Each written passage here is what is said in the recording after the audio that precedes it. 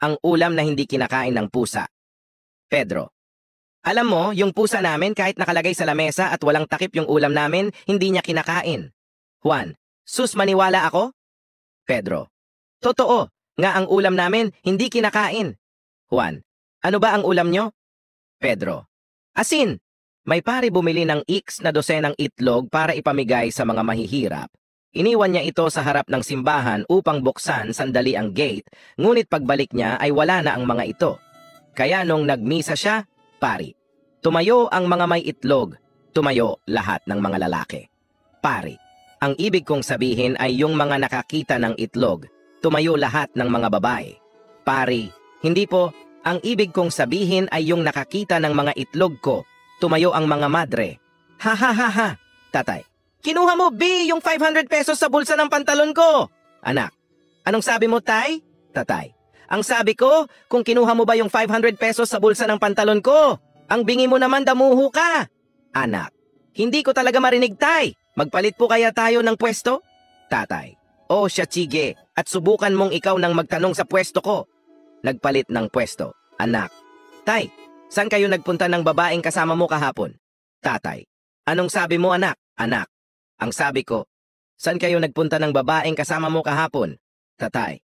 Oo nga. Tama ka, anak, nakakabingi nga dito. Oo, eto 1,000, mamasyal ka muna sa Samge. Haha. Si Juan nagbakasyon sa resort. Nakahiga si Juan malapit sa beach. May dumaan na Amerikano. Amerikano. Hey, are you relaxing? Juan. No, I'm not. Relaxing. May dumaan na Chino. Chino. Are you relaxing? Juan. No, I'm not. Relaxing. May dumaan namang Hapon. Hapon. Are you relaxing? Juan. No, I'm not. Relaxing. Nabwisit si Juan kaya naglakad-lakad. Siya nang may nakita siyang Koreano na nakahiga. Juan. Are you relaxing? Koreano. Yes, I'm relaxing. Binatukan ni Juan. Juan. Tak, ikaw lang pala si relaxing. Kanina ka pa hinahanap ng kasama mo na pagkamalan pa akong si relaxing. Ends, sex at ang kulangot anak. Nay, bakit po masarap ang sex? Nanay. Kasi may kiliti o sensasyon katulad ng nararamdaman mo pag nangungulangot ka.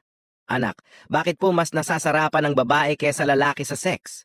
Nanay, tulad ng pangungulangot, mas nasasarapan ng ilong mo kaysa sa daliri. Anak, bakit ayaw po ng babae ang nire-rape sila?